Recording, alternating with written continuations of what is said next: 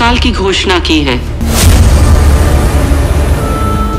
देश में आपातकाल का कहर जारी था।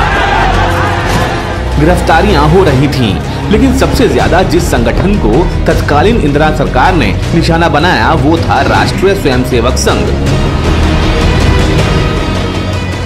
ये झूठ है, ये ठीक नहीं है, ये अत्याचार है। लेकिन कोई भी आरोप तो सिद्ध नहीं हुआ। यह भी कितना बड़ा एक चुनौती का काम है। देखिए कि लाखों लोग बिना किसी आरोप के झूठे जेल में बंद किए जाए, उनका एक एक डेढ़ वर्ष से उनका बर्बाद हुआ। कौन जिम्मेदार है इसके लिए? एक लोकतांत्रिक व्यवस्था वाले देश में सरकार जेल में डालती है, उत्तर भी नहीं देती। 4 जुलाई 1975 को राष्ट्रीय स्वयंसेवक संघ के ऊपर प्रतिबंध लगा दिया गया। सर संचालक बाला साहेब देवरस को 30 जून को ही नागपुर स्टेशन पर पुलिस ने हिरासत में ले लिया। उन्होंने अपनी गिरफ्तारी के पूर्व ही आह्वान किया। इस असाधारण परिस्थिति में स्वयंसेवकों का दायित्व है कि वे अपना संतुलन न खोएं। सर कार्यवाह माधवराव मूले और उनके द्वारा नियुक्त अधिकारी के आदेशानुसार संघ कार्य जारी रखें। यथापूर्व जन संपर्क, जन जागृति और जन शिक्षा का कार्य करते हुए अपने राष्ट्रीय कर्तव्य का पालन करने की क्षमता जन साधारण में निर्माण करें। यह द्वितीय स्वतंत्रता संग्राम था। That was the second freedom struggle. 100 साल से अधिक अंग्रेजों के जमाने में भी कुछ बातें नहीं सुनी थी। ऐसी बातें केवल 20 महीने के अंदर हिंदुस्तान के इस धरती पर संविधान को दुरुपयोग करते हुए एक तानाशाह व्यक्ति ने यह एक अत्यंत आश्चर्य और दुखद विषय है। जयप्रकाश नारायण की अध्यक्षता में लोक संघर्ष समिति की स्थापना हो चुकी थी, जिसके महासचिव नानाजी देशमुख थे। लोक संघर्ष समिति की ओर से आपातकाल विरोधी संघर्ष में 1 लाख से भी ज्यादा स्वयंसेवकों ने सत्याग्रह किया। बिना किसी गुनाह के बड़ी संख्या में वे जेल भेज दिए गए। आपातकाल के दौरान सत्याग्रह करने वाले कुल 1,30,000 सत्याग्रहियों में से 1 लाख से अधिक राष्ट्रीय स्वयंसेवक संघ के थे। निशा के अधीन जो 30,000 लोग हिरासत में लिए गए, इनमें से 25,000 से अधिक संघ संवर्ग के थे।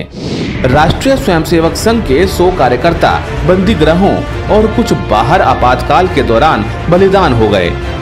उनमें संघ के अखिल भारतीय व्यवस्था प्रमुख श्री पांडुरंग क्षीरसागर भी थे।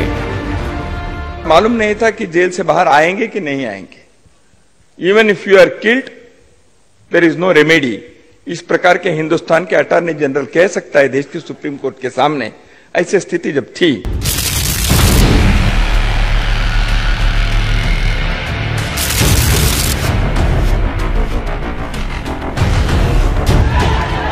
आइए अब ये समझने की कोशिश करते हैं कि आपातकाल के दौरान आरएसएस कार्यकर्ताओं ने इंदिरा गांधी की इस तानाशाही को लोकतांत्रिक तरीके से कैसे विरोध किया।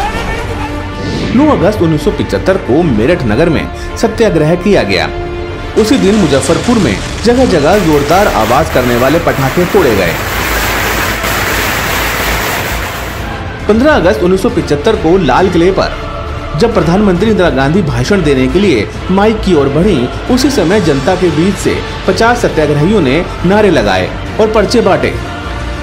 2 अक्टूबर को तत्कालीन प्रधानमंत्री इंदिरा गांधी के सामने महात्मा गांधी की समाधि राजघाट पर सत्याग्रह किया। 28 अक्टूबर 1975 को राष्ट्रमंडल सांसदों का एक दल जब दिल्ली आया था, तब कार्यकर्ताओं ने उन्हें आपातकाल विरोधी साहित्य वितरित किया। 14 नवंबर 1975 को प्रधानमंत्री के सामने नेहरू की समाधि के पास आपातकाल के विरोध में नारे लगाए गए। 24 नवंबर 1975 को अखिल भारतीय टीचर कॉन्फ्रेंस में इंदिरा गांधी के सामने मंच पर जाकर सत्याग्रहियों ने पर्चे बांटे और तानाशाही के विरोध में नारे लगाए। 7 दिसंबर 1975 को ग्वालियर में महान संगीतज्ञ तानसेन की समाधि पर सत्याग्रह किया गया। उस दिन रजत जयंती के कार्यक्रम का आयोजन था। 12 दिसंबर 1975 को दिल्ली में स्वामी श्रद्धानंद की मूर्ति के सामने सरदार पटेल की बेटी मणिबेन पटेल के नेतृत्व में महिलाओं द्वारा सत्याग्रह किया गया। यही नहीं, मुंबई की मिलों में मजदूरों द्वारा भी सत्याग्रह किया गया। इस तरह आपातकाल के विरोध में और लोकतंत्र को बचाने के लिए राष्ट्रीय स्वयंसेवक संघ के कार्यकर्ताओं ने तत्कालीन सरकार के खिलाफ बड़ा जनमत तैयार कर दिया।